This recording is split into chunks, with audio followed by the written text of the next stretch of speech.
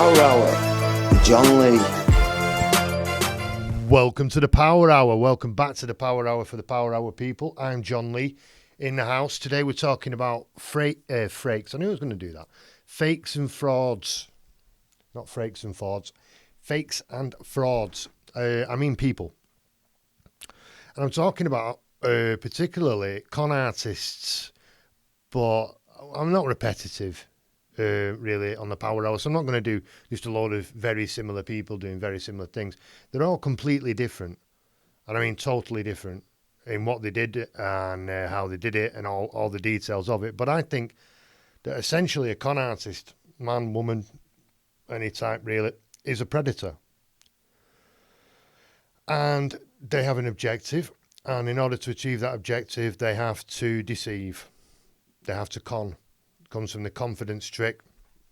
Late 19th century, there was a guy whose name I can't be asked remembering, who used to go up to people, other gentlemen in fine clothes, and say, "Oh yes, I know you," and then of course they pretend to know each other because that's the polite thing to do.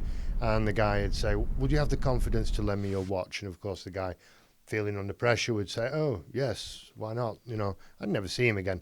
And so that's what it is. I need to gain your confidence if I'm a con man. I need you to believe something about me which is false. And to be effective, I need to identify a need in you in order to manipulate you. And that's what we're going to be looking at. What needs were these people identifying, and how did they manipulate their targets, and what did they achieve through that? So we're going to begin with Mr. Berine Madoff. A lot of people know Bernie, a lot of people don't, so I'll just tell you who he was. He was a working class guy from Queens, maybe middle class, maybe working class, but he certainly wasn't posh. And he was from Queens, New York, and we all know that Queens isn't famously salubrious, you know, especially not way back when. And he grew up in Queens, and he was Jewish, a lot of Jewish people in New York, obviously. And he must have been intelligent. He must have been clever. He was interested in finance, and he was interested in the stock market. And he created a thing called the NASDAQ, which is the digital stock market. So everything was done on paper. And then Bernie Madoff comes along and invents the NASDAQ. So it's a digital stock market that you see with the screens. That was invented by Bernie Madoff and his little brother, who's supplemental to the tale. And apart from that, he also had an investment arm of his business, meaning you give me your money, I'll do some clever things with it, and then you'll make a massive profit. And that's why you pay me. All right, fair enough. But what did he do that was unusual? Well, he gained access primarily to the system.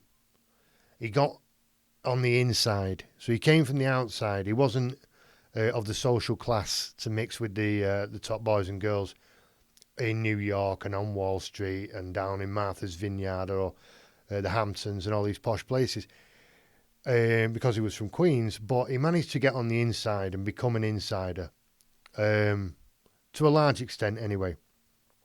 And he was actually he became the most respected man on Wall Street. He was often referred to as the adult in the room.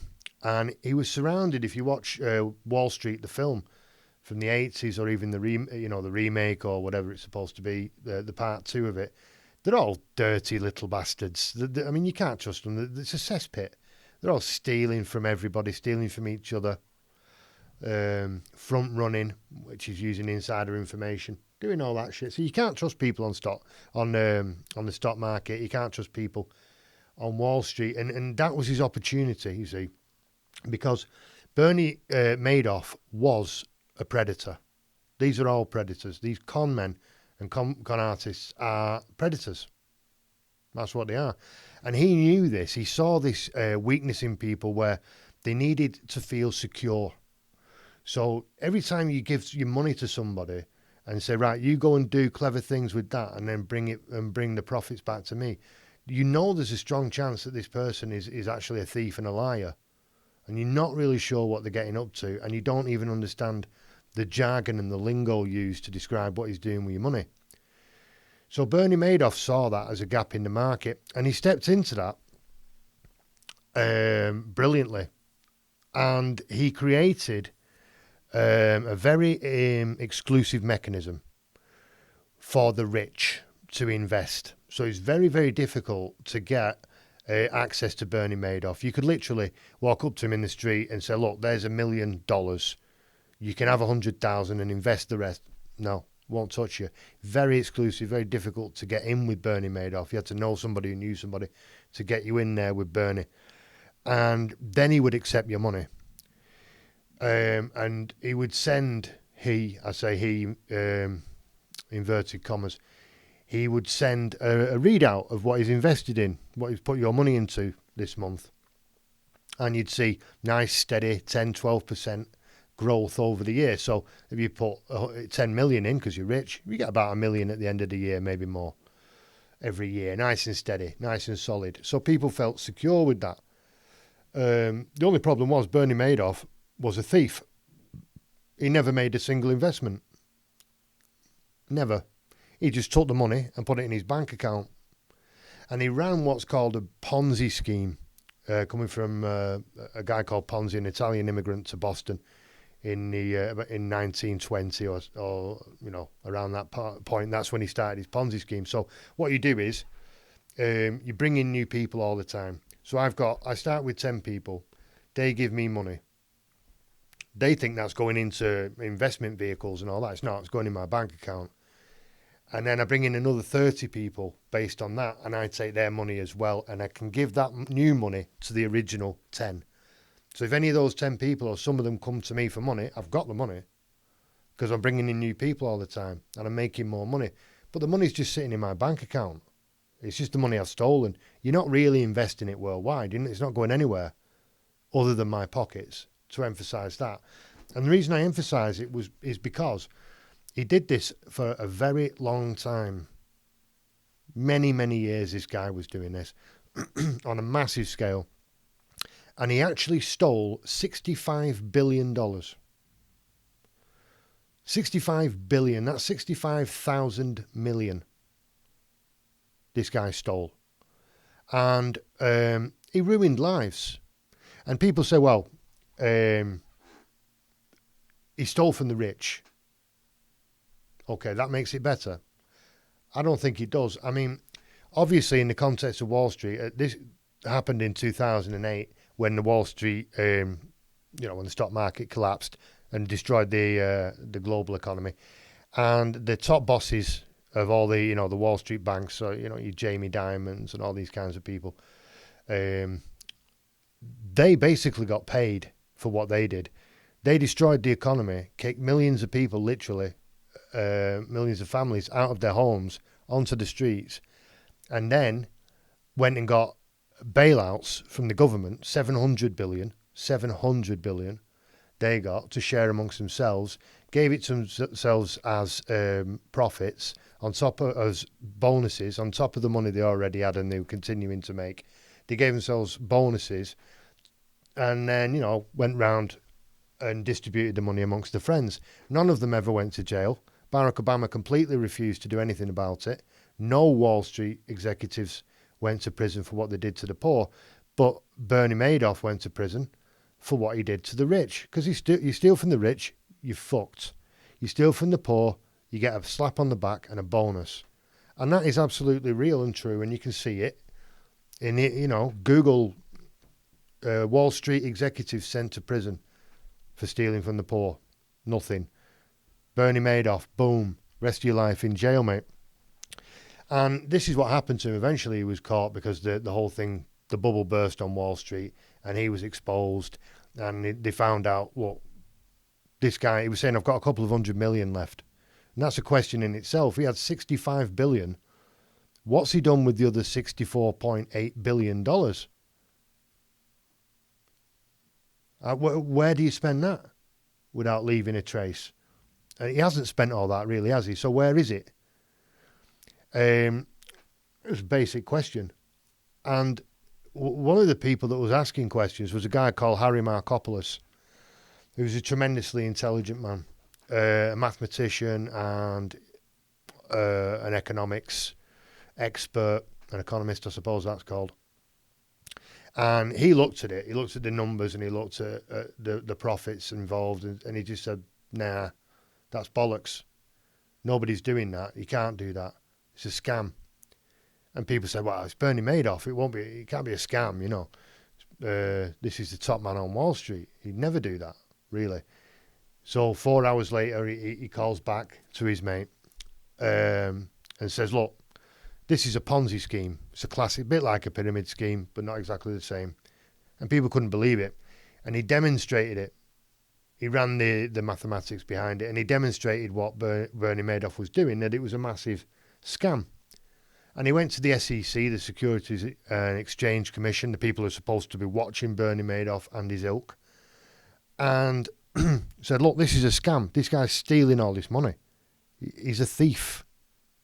Sort it out." But of course, Bernie Madoff was on advisory boards for the SEC, etc. And these people were scared of Bernie Madoff, basically, and they were all up to their tits in it. I don't believe that he did this on his own, you see.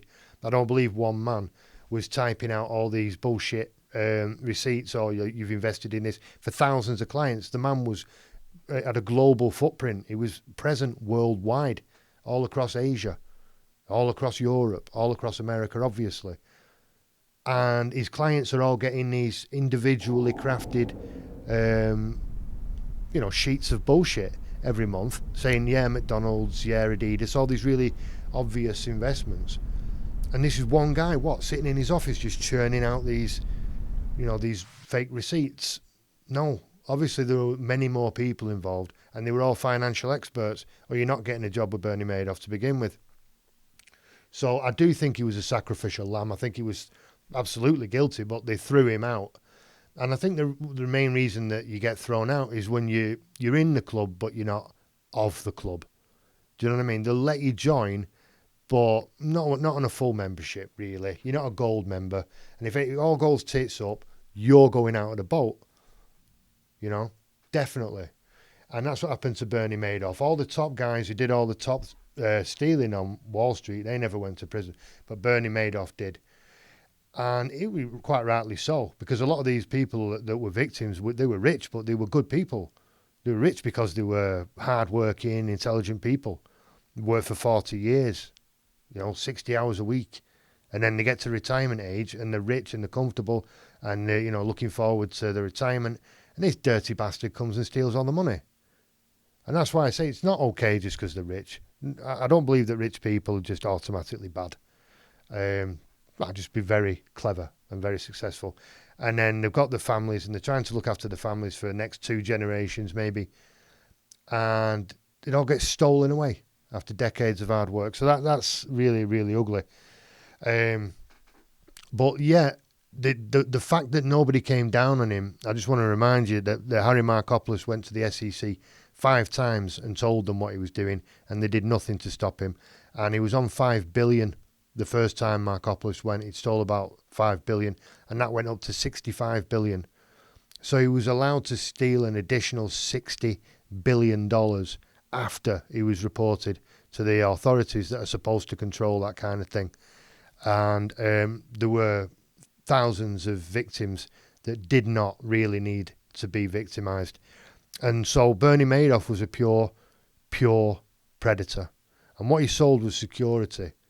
I'm not like these guys. I'm not a Wall Street barracuda. I'm not a vulture.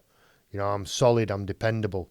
I'm a cautious investor. Not an investor, just a thief, just a dirty thief. And he went to prison, where I think he will remain. And so that's just a financial dude who ruined lives all over the world, by the way. And we're going to rock to a different kind of predator, a more violent kind of predator. Although that's very violent there, what Bernie Madoff is doing. It's not physically violent, but there is a violence to it, There's an aggression to it. Jack Unterweger. Good name, Unterweger. He was a predator, a pure predator, Jack Unterweger. And what did he sell? He sold redemption. Why? Well, he was very poor. Again, Jack Unterweger, and he grew up in Austria because he was Austrian, and he didn't know his father. Okay, his mother was apparently a prostitute, at least until he was born. Hence the not knowing of the father, who was possibly an American soldier. And he grows up very poor. He ends up living with the grandfather. He's going through the kind of Borstal system or reform school system in Austria, and he's doing some violent crimes. And the guy murders a young girl, an 18-year-old girl, takes her out in the woods needlessly, obviously, but he's robbing her, but it's not enough for Jack. So he takes her out into the woods and brutally murders her. And he gets caught for that, and he goes to prison. And he's in prison for many years, but Jack's not stupid. And what he does is he starts to write, and he writes all kinds of things. He's writing plays, he's writing poetry, and he writes a novel, which becomes a bestseller. And apparently it's very, very good, and he was celebrated by the literati, by the connoisseurs of literature in Austria, who I'm sure are very sophisticated people. And while he's actually in prison, they make a film of the book, and the book is an autobiography, or at least it's supposed to be. Well, it was written by Jack Unterweger. How much of it is absolutely nailed on true, I'm not sure. But they made a film of it, and eventually Jack Unterweger becomes very famous. People are reading the book, people are watching the film. And who is this guy? Well, he's in prison. Well, how long's he been in prison? Well, about 14 years. So, pressure builds to get him out. And after 15 years, he gets parole. And they bring Jack Unterweger out of prison. And this is a big event, really, in Austria, because people have been putting a lot of pressure to get this guy out of prison. And as I say, what he's selling is redemption, because it's the idea, which was very popular and important in Austria at the time, that just because somebody does something bad doesn't mean that they will stay bad and remain bad, scarred or tattooed for the rest of their life with what they've done. They can be redeemed. They can come back and rejoin society, having learnt from their mistakes, which is very important to people all over the world. And so when he came out of prison, people were very much invested in this idea that Jack Unterweger is a shining example of redemption and of rehabilitation, etc. And he was celebrated, as I say, and he was brought on television to have debates about the prison system, etc. And he did very well. And he was a very intelligent man, very charismatic. And what he did was he set himself up as an author, but also as a journalist. And people loved him, and wouldn't hear a word against him. However, while he was doing this, he was also going out at night and murdering prostitutes. He was doing what he did before. He was taking them out into the woods and he was brutally murdering them in the woods. And he was working as a journalist. He just kind of appointed himself as a journalist. And he was going down to the red light districts to visit these prostitutes, but wearing a different jacket, basically, and saying, "No, I'm a journalist and I'm doing a story about this serial killer that's on the loose. Are you scared when you get in a car, etc.? It's me. I'm a psycho serial killer, and I'm pretending to be a journalist so that I can interview you." I feel like he wanted to know exactly what impact he was having on these women. He wanted to taste their fear, and he wanted to go down and look them in the eyes and see what they had to say about the shadow of fear that he was casting over the red light district, while he was just walking on the clouds. Really, he couldn't be touched. Nobody, he was like officially not Jack. You can't even say it's Jack because he's the symbol of redemption in this country. But it was Jack, and he was killing them on the regular basis. And he wasn't satisfied with that. Well, he's a predator. I don't know if predators are ever satisfied. And what he decided to do was go to America. So he did. And he went to Los Angeles. And he goes in there. Don't forget, this guy's a serial killer. And he's killed several women already in Austria. And he goes to America. He goes to Los Angeles.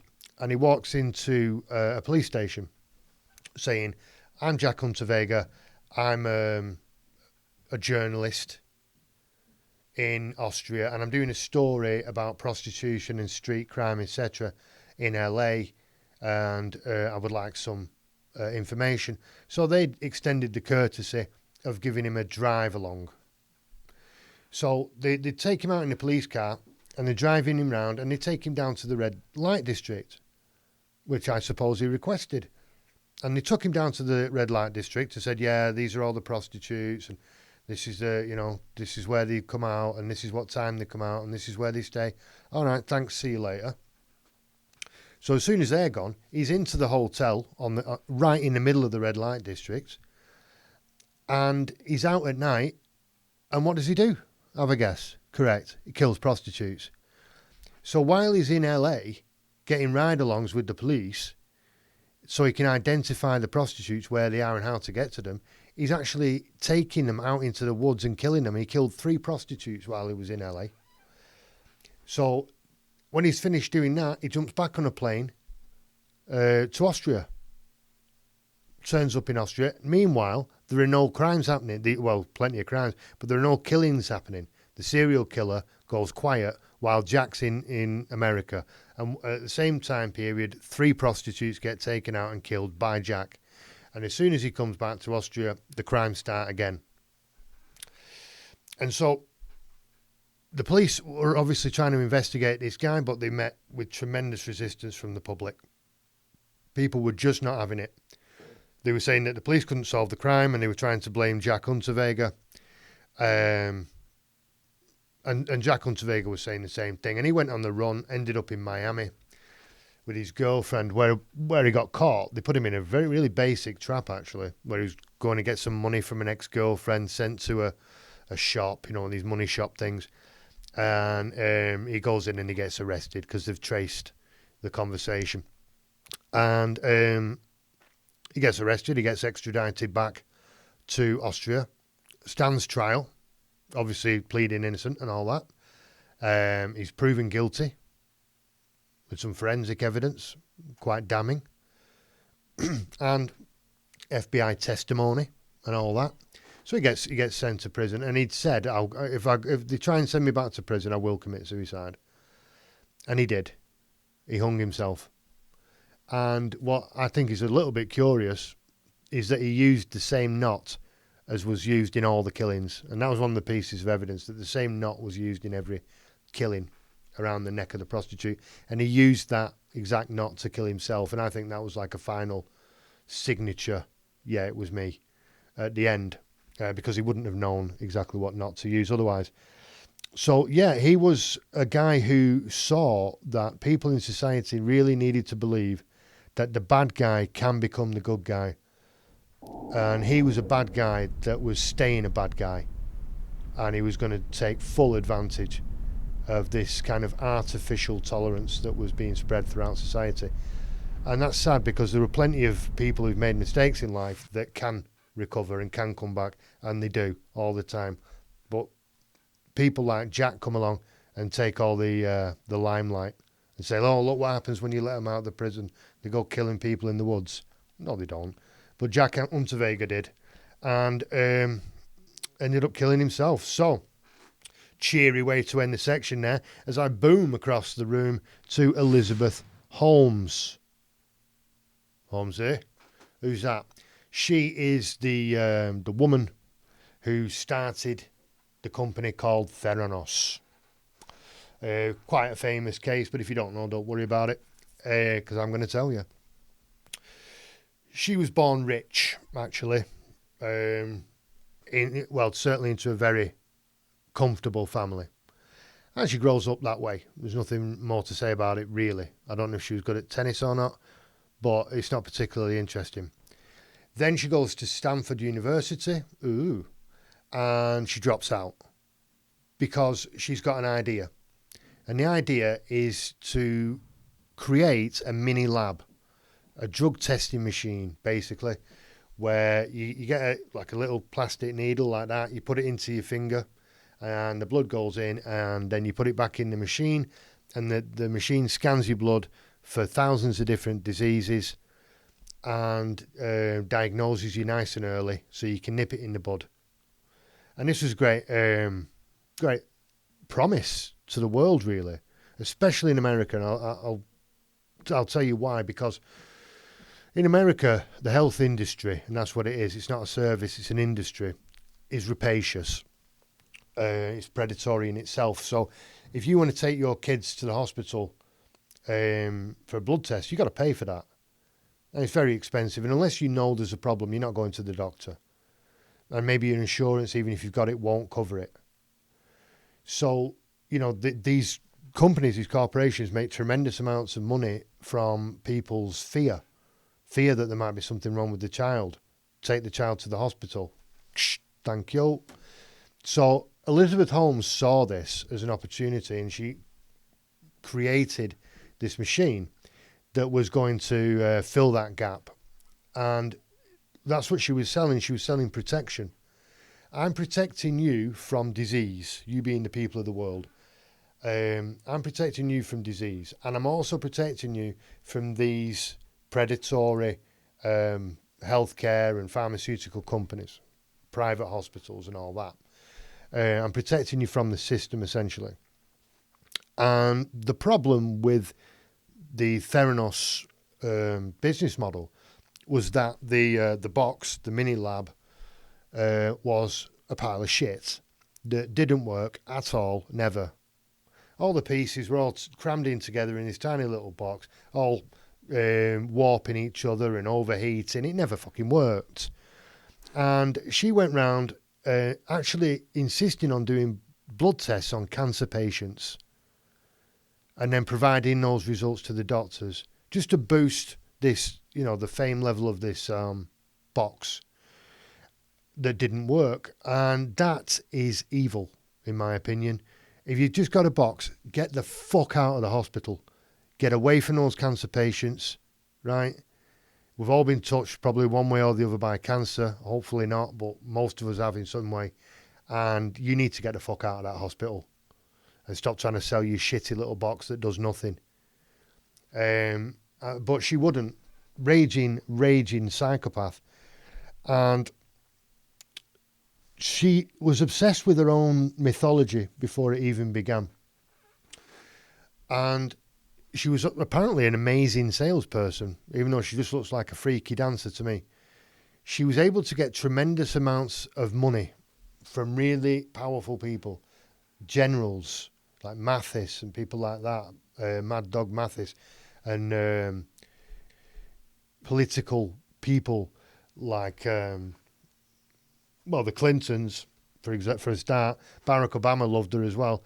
Barack Obama made her the ambassador for entrepreneurship, American entrepreneurship. Barack, it's a fucking box. It does nothing. She's cured no one. She's diagnosed no one. She's produced nothing that works. And you're giving her, out of 320 million people, the honour of being the ambassador for entrepreneurship. Do a bit of homework, Barack. Doesn't even fucking work. So, as all this is growing, and people are starting to talk about her more, and she's this tremendous entrepreneur, the obvious comparison was made to Steve Jobs, because it's a technology company, essentially.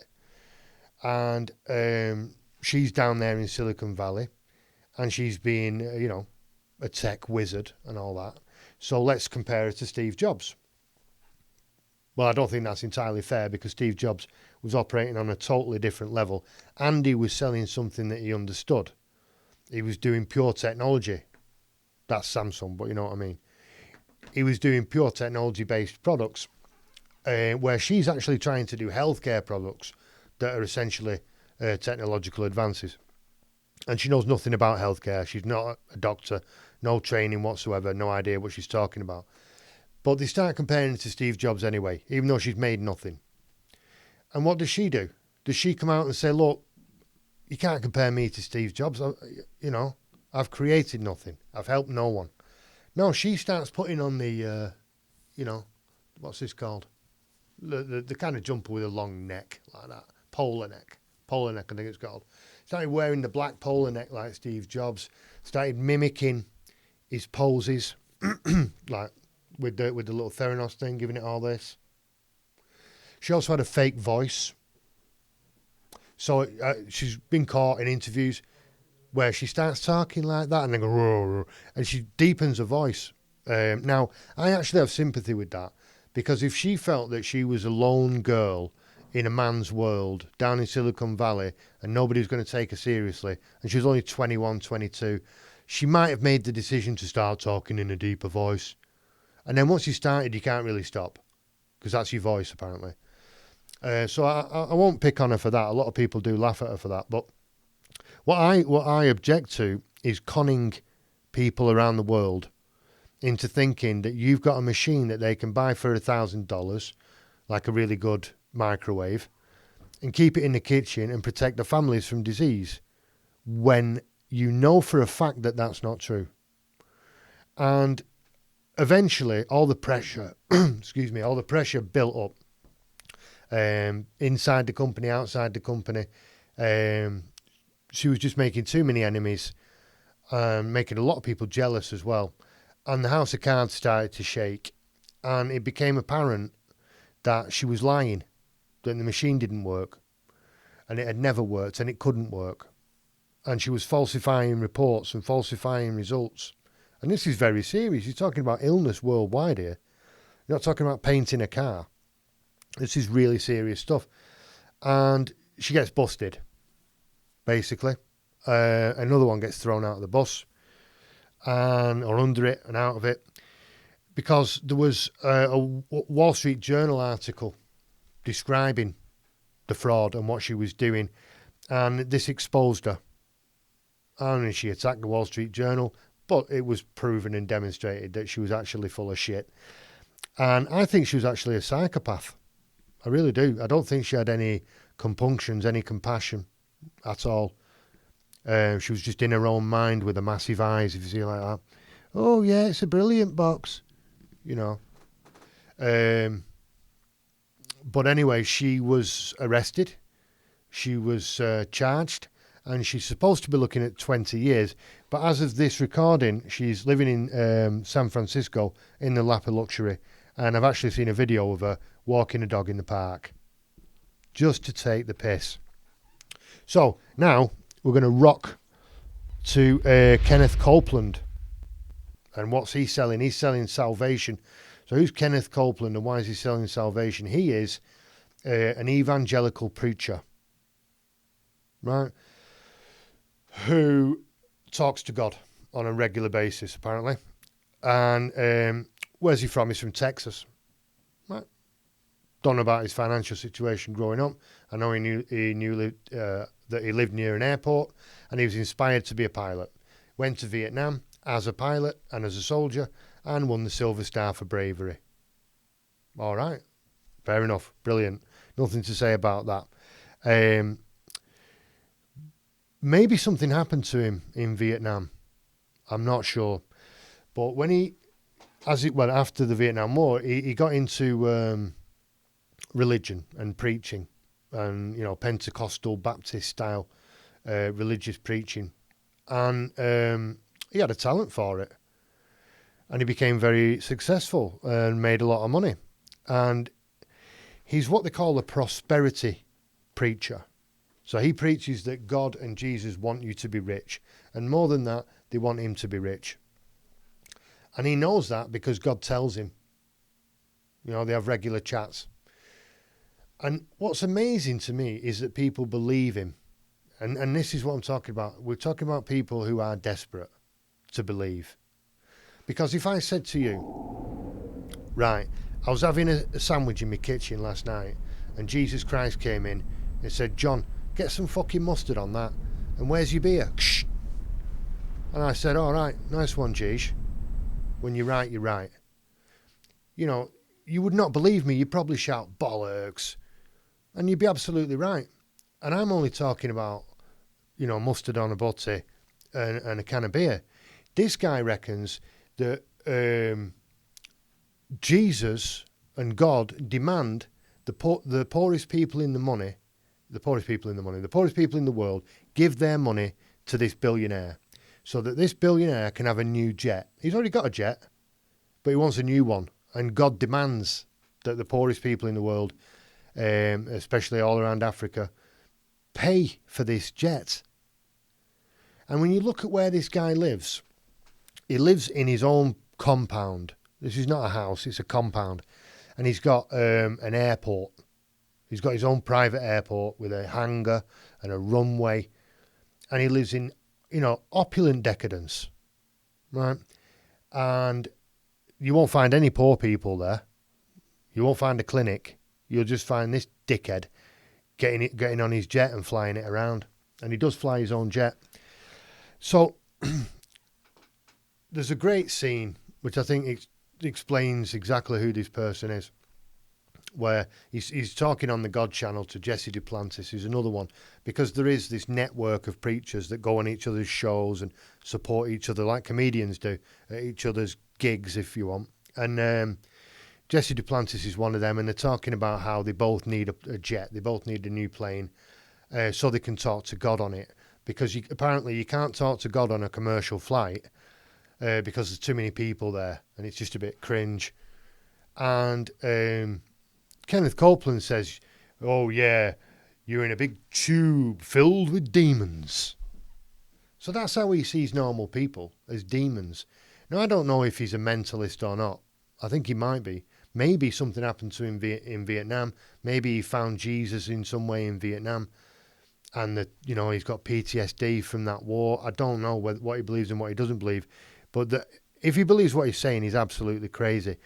But that's not a problem for me. What the problem is that he, in his craziness or whatever, in his perversion of some kind, he's seen that there are people around the world who are desperate to be saved. They're desperate for salvation. They're really scared of going to hell, and they're scared of the children going to hell. And the sicker they become, and the closer to death they become, and the poorer they become, the more desperate they are. And so they're more willing to give this fucking idiot money. And he really looks like a serpent from the gates of hell. And yet they still believe in him. And they're seeing him on the jet, and they're seeing his house. And there's nothing else you could do to convince these people that he's a charlatan and a liar. They just won't accept it. And the system actually benefits this guy and his ilk as well, because these churches are tax-free entities. And the houses that they live in are called parsonages. It's a parsonage. So it's part of the church. So the church pays for it. So nothing comes out of Kenneth Copeland's private bank account to pay for his house and his planes and all that. It's paid for by the church, and the church gets its money from people. And that is tax-free. Right? So it's a pure scam, and it's actually supported and facilitated by the system, by the state itself.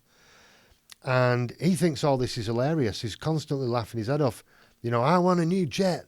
And he's laughing. He thinks it's hilariously funny because he knows he's going to get it. And he was most recently in the news for apparently healing COVID-19. And that was last year. And I can tell you, I'm here in Spain with a shit haircut, and I can't go for lunch because the whole place is shut down. Right? But Kenneth Copeland was busily healing COVID-19 on television last year, and you can actually watch him do it like that, blowing COVID-19 off the planet. In the name of Jesus. Oh, thank you, Jesus. Standing in the office of the prophet of God, I execute judgment on you, COVID-19. Oh, Ramash. I execute judgment on you, Satan, you destroyer, you killer. You get out. We break your power. You get off this nation. I demand judgment on you. I demand a vaccination to come immediately. Yes. So yeah, fuck off, Ken. Give all the money to the people in Africa and see what impact that has. You can fly it over on your plane. Beverly Allett. Here's another one. Who's she? Completely different. And what did she sell? She sold survival. Again, essential human needs. So she's a village girl, bit of a tomboy, kind of middle England type stuff. But she's an attention seeker, apparently, constantly hurting herself. She actually used to beat up her boyfriend as well. which may be irrelevant, but it shows a kind of abusive personality that she had and later displayed in life. And she had basically Munchausen's, what's referred to as Munchausen's syndrome, which comes from a fictional novel about Baron von Munchausen, who used to go around the world, telling tall tales about how he got this injury and that injury, and he'd actually injure himself to say that he got hurt in a battle or whatever. And she had that. She used to injure herself. She used to cut herself and all that. And constantly turning up at the doctors, constantly turning up at the hospital because she'd had another accident and everyone had to feel sorry for her. But it was attention getting, and she did that for a very long time. And then she kind of changed it because she got a job as a nurse, right? And even though she was underqualified and she didn't have the requisite experience, they were desperate. They were understaffed at the time, and as they still are today. And so they took Beverly Allett onto a children's ward, Ward 4, it was called. And that's where they had kids going in there, sick kids. And immediately, as soon as she gets on there, she starts saving babies and young kids. They're fine, then they're not. And then Beverly Allett's on the scene immediately to do the basics and then call a doctor. And she's the hero or the heroine of the hour. Time and time and time again, right? This is happening because she appears to have developed what's called Munchausen's by proxy. This is where instead of hurting yourself for attention, you hurt someone else. It's typically a child, a member of the family, where you can keep the child ill, and I actually know somebody who's a victim of this. You keep the child ill, and then you keep saving the child and curing the child, and everyone feels sorry for you because of your sacrifices and, your heroism and all that. So she was doing that, but she was doing it to other people's kids in a hospital. And she was ingratiating herself with the families of these children. So the families are bringing the children in, and they're leaving the child there, obviously, and she's the nurse, and she's talking to the family. It'll be all right, don't worry about it. Go and get a sandwich. And when they went, literally, she's walking in the room and doing whatever nasty shit she's doing to hurt the children. And she stopped saving them, and she started killing them, right?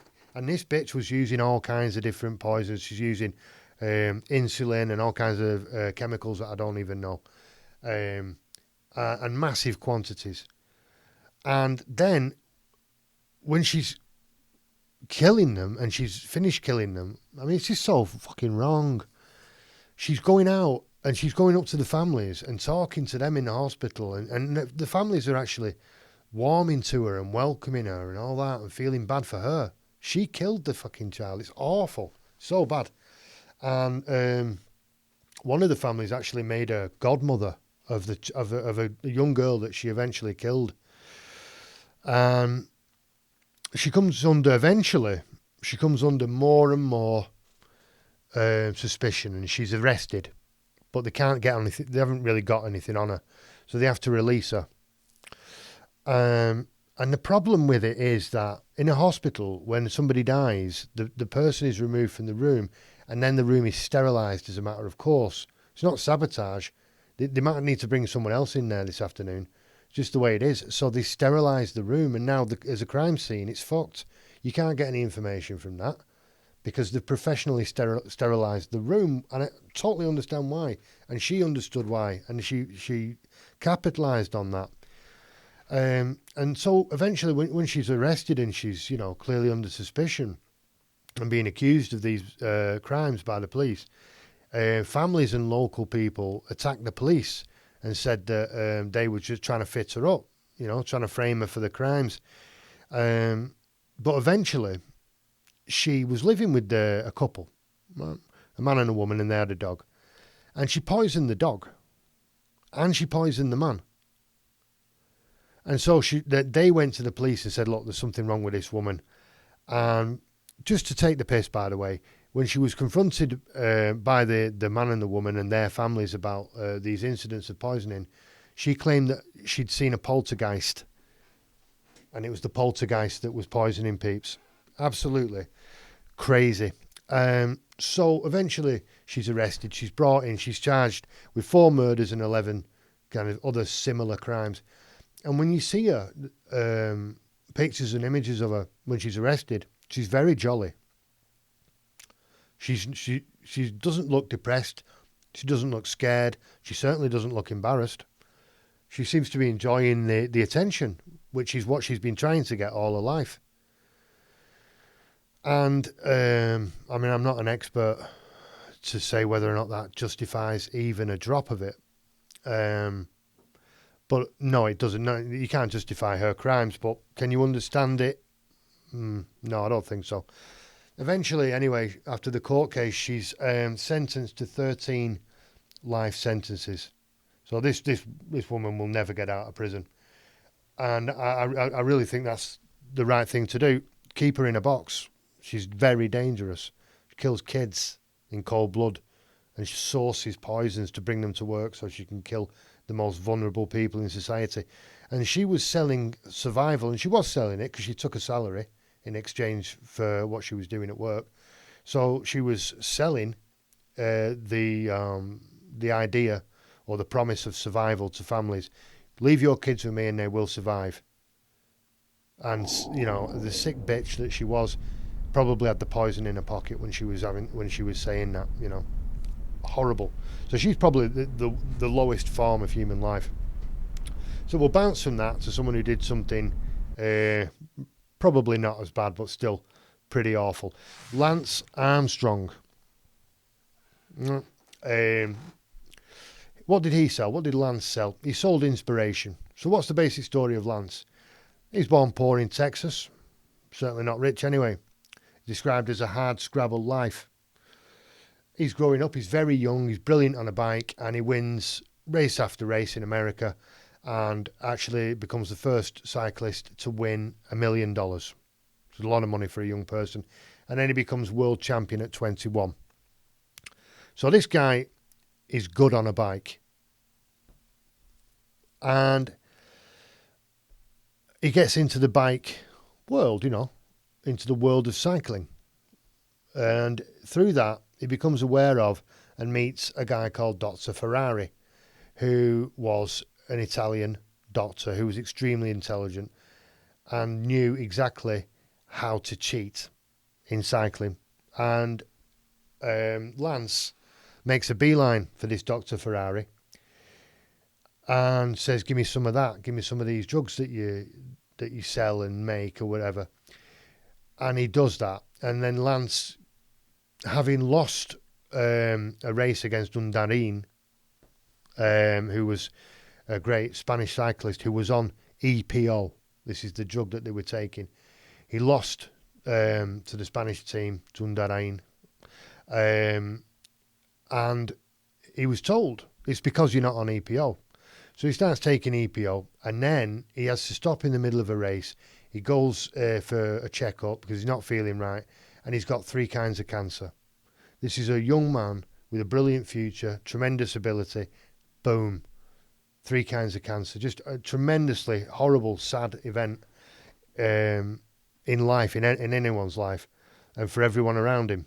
And when he comes out, he's been drugged, and he's been operated on, and his brain, and his lungs, and everything. And when he comes to, I think he's probably still in a bit of a stupor, because the medical staff come into the room and they start talking to him, and they ask him, have you ever had any performance-enhancing drugs? And he just reels them off. But he reels them off in front of friends and members of his cycling team who were shocked to hear this. He's supposed to be an athlete, not a cheat, you know. And so they heard this and they left the room. There were plenty of people who heard him say this. So he comes back anyway. He recovers, and he joins the US Postal team, you know, the US Postal cycling team. Now, just leave it there, right? Just the fact that you've come back from these cancers and you can actually ride a bike, and one of the cancers was testicular cancer, just the fact that you can get on a bike, much less race it, is impressive enough, you know, for everybody. Thank you very much. But no, He goes back to Dr. Ferrari and he says, right, I'll be your Frankenstein. You do whatever it is you want to my body and I'll put that body on a bike and win everything. Right? So he starts taking EPO, he starts taking all these other kinds of testosterone and cortisone, everything you could possibly take. He's got a guy on a motorbike. Its specific job is to follow the races and go to different hotels and motels to meet Armstrong. They've got a full system in place. And they are basically cheating non-stop. And he wins the Tour de France after the cancers, Lance Armstrong. And so he's a tremendous symbol of recovery and a hero to people around the world, especially people suffering from diseases, which is a wonderful thing if you're actually inspiring people. So I'm a bit conflicted about this because he had a foundation as well, the Lance Armstrong Foundation, which was set up to help people, particularly with cancer. And I think the people who work at that foundation do wonderful work, you know, dedicate their lives to it. And that's completely overshadowed by the fact that this guy on a bike is cheating. And that is far less important than the cause itself. And that's a terrible shame. And that's one of the forms of damage that Lance Armstrong did around the world. And he started getting criticised. And I'll tell you why. Because he was taking the piss. He's going up a mountain at one point, right? And there are people in the pack who are much better at going up mountains than Lance Armstrong. But he's just gone up the fucking mountain, fuck it, boom, boom, boom, boom, boom. And he's not breathing heavy, doesn't appear to be sweating. He's even talking on his radio mic, just talking like that, while he's boosting it up a mountain on a bike. And anybody who knows anything, especially about cycling, is watching that and saying he's on the juice. He's clearly on the juice. I mean, you might as well just get to the top of the mountain, drop an E, and snort a big line of cocaine off the handlebars before you smash it down the other side. I mean, you're making it really, really obvious. And I think that was part of it. He was like saying, yeah, you can see I'm on drugs, can't you? But I'm untouchable. I'm Lance Armstrong. I'm a legend. And he continued to do this and stuff it in people's faces. Prove it. Prove I'm on drugs.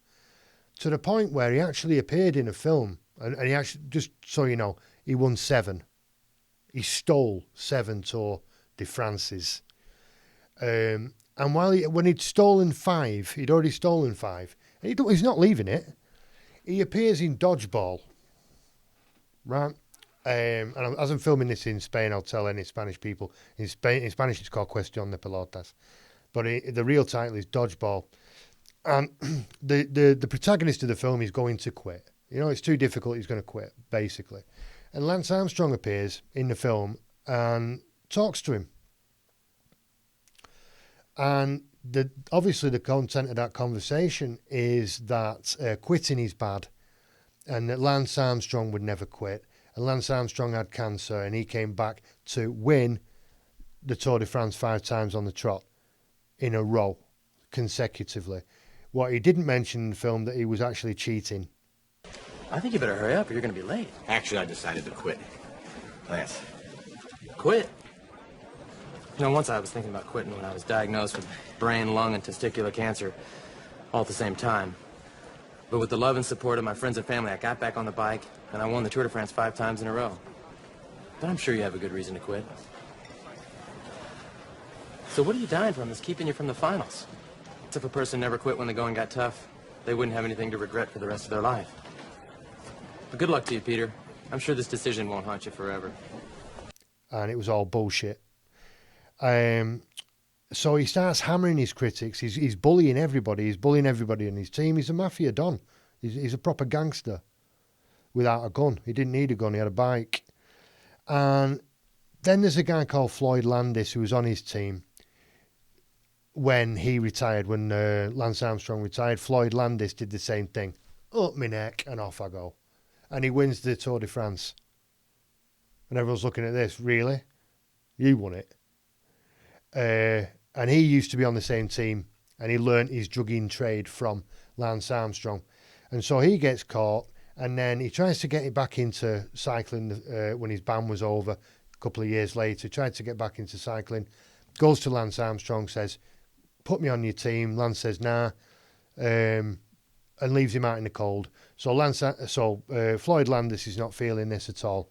And he goes around telling everybody not just what Lance Armstrong's doing, but how he's doing it in detail. And so they start an investigation. There's a grand jury.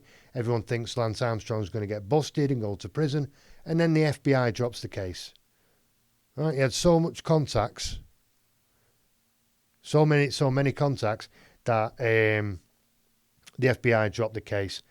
And then after that, the pressure got too much. He lost all his sponsorship deals. He goes on Oprah and admits to everything, but very casually, with a little smile on his face, just like a final fuck you to everybody involved. Yeah, I conned you all. I took the piss. I got exactly what I wanted, and I'm not fucking bothered.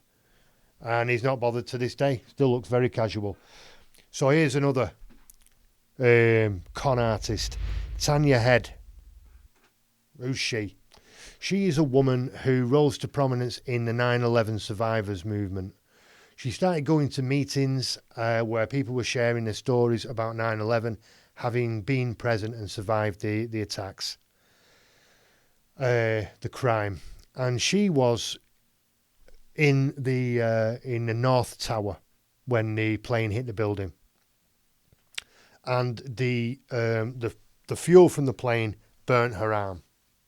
Right, so she was right present, and her husband was in the South Tower, and he died in the event. You know, he didn't survive it, and so she starts rising to a certain kind of prominence in this group because her story, you know, involves all the elements. She's helping other people, so she's a hero. But she was helped by someone else, so she's also a victim. She's a survivor. She's everything. She's got everyone else's story wrapped up into a nice little ball because it's bullshit. She wasn't even in America when it happened, much less in New York, and certainly not in the Twin Towers. And she was just lying, right? And who was she really? She was a Spanish girl called Alicia Esteve Head. Head being a mother's surname and Esteve being a father's surname, from a very rich and influential family that was up to its tits in controversy anyway. A brother and a father went to prison. And so she sees what's happening in New When she's studying in Barcelona. She gets on a plane after a couple of years of it and goes to New York and infiltrates this survivors network and becomes the president of it. And she did a brilliant job. You know, the survivors were treated terribly. They weren't even allowed to visit the 9/11 site. It's called the Pit. They weren't allowed in. Family members were, but the survivors weren't. And so she changed that, and she got the survivors in, and she donated a lot of money to the network because she was from a rich family. She was lying about her job. And she really did a lot of good things, but she did it for the wrong reasons. And she was selected, right, by the committees, by the powers that be, to give a tour of 9/11, the 9/11 site to the dignitaries, the mayor and the governor and all that. And she wasn't even fucking there when it happened. It was all a lie. And you can see her walking around, pointing at stuff and really telling her story. Lies from start to finish. And there was a guy called Wells Crowther who was known as Red Bandana Man because he appeared in so many people's stories because he wouldn't leave the building. He was just running around saving people. And so she co-opted that for herself and said, yeah, he saved me as well. He put the flames out on my arm. She was never even there. Oh, yeah, lying to his parents about it. And, I mean, to me, that's just sick. How can you look somebody in the eyes who survived a traumatic event like that and wait for them to finish their story and then say, well, yeah, but whatever happened to me was worse than that. You know, I mean, it's just sick, absolutely sick. And she's a high flyer. She's famous. She's on TV with the rich and famous and the influential, the movers and the shakers in New York. She's the president of this network. And then, bang, New York Times article comes out exposing her as a fraud because they've investigated it. And you know, she tries to deny it at first, but then it's proven that she wasn't even there. She's lying about it, everything. And so she disappears. And that was several years ago. And apparently nobody knows where she is. Well, you take one look at her and remember that she's got a gammy arm, and you tell me she's impossible to find. Bullshit. You can't disappear in this day and age, especially not if you're an extremely distinctive person who lied about being a victim of 9/11. So I'm not buying that nobody knows where she is. But yeah, she sold recovery. She said, right, even if you're a victim of a terrorist attack, even if your arm is burnt and the skin comes off your arm, whatever, and you're traumatized, it doesn't matter how bad it is, because I've had it worse, and I can come back and I can recover and I can become this happy person. It's all bullshit, isn't it? Because you weren't even there. And so she capitalized on people's need to believe that they could recover by saying, look at me, I've recovered, so you can do it. But you're recovering from something that actually happened. I'm recovering from some fucking lies that I made up for attention. So yeah, another predator. And finally, Jimmy Saville. I'm not going to talk about Jimmy too much because he was a paedophile, child rapist. He raped women. He was a necrophiliac, scum of the earth. I got angry talking about Jimmy Saville, but I couldn't not mention him in this context. So he's born in Leeds, becomes a coal miner, gets injured, leaves that, opens some clubs, becomes locally famous. Then he's on television. He's got like Top of the Pops kind of programs, music programs, this kind of light entertainment. He's on the radio as a DJ, similar kind of thing. He's got discussion programs, debate programs. You know, he's doing quite well in the TV world. But he's a terrible paedophile, and it's now absolutely clear he was abusing girls from the beginning. He was running a paedophile ring. Everybody knew about it. Just ask Johnny Rotten. Now, this has never been played on television before, but it has a particular relevance. Let's listen to this. So who else is on the goner list? Oh, it's endless, believe me. I just want to make a film of it. On film, I'd like to kill Jimmy Saville. I think he's a hypocrite. Weren't I right? I bet he's into all kinds of seediness that we all know about but are not allowed to talk about. I know some rumours. I bet none of this will be allowed out. I should imagine libelous stuff will be allowed out. Nothing I said is libel.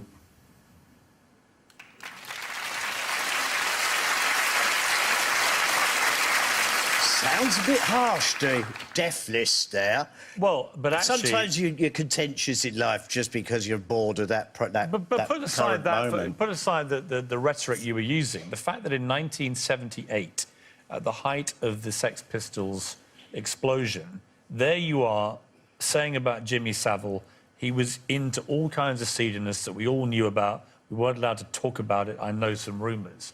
So you had heard the kind of thing that we now know about him, or stuff like that? Yeah.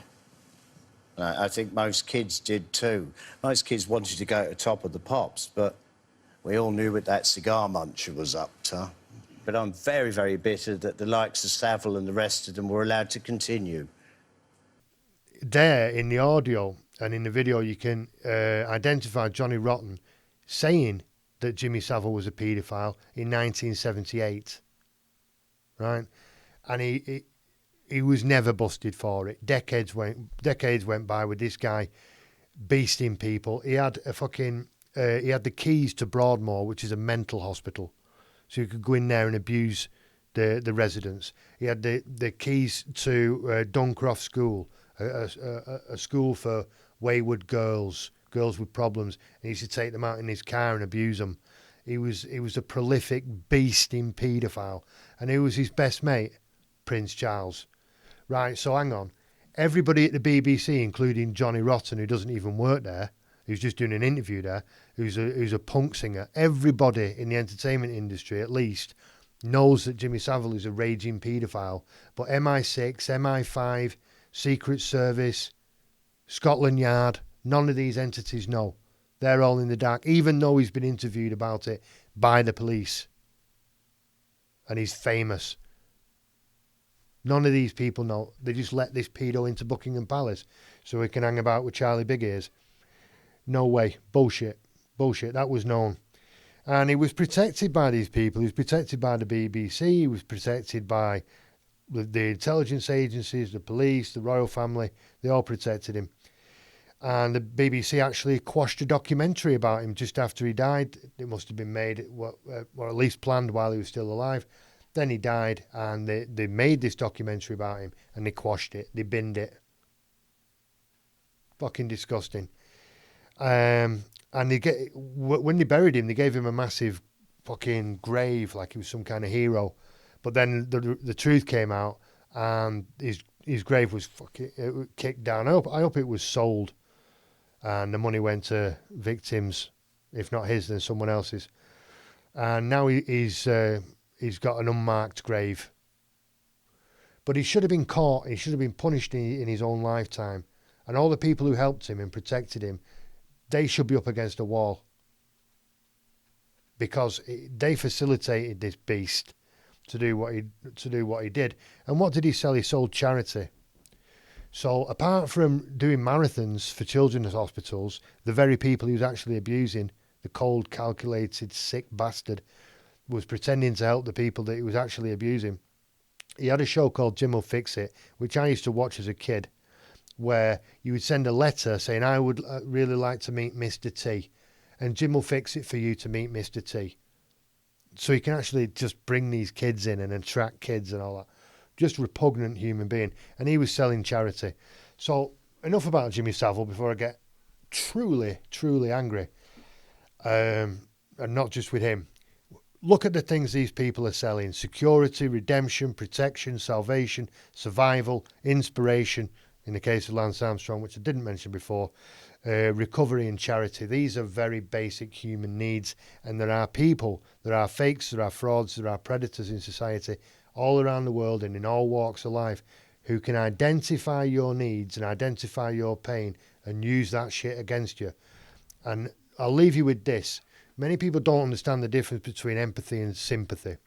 So if I'm a con man, I can empathise with you. Oh yeah, I can see your pain. I can feel your pain. I even know the source of your pain. But I have no sympathy for you. I'm going to use that shit against you. That's my stock in trade. That's what I do. I'm a con man. I'm a con artist.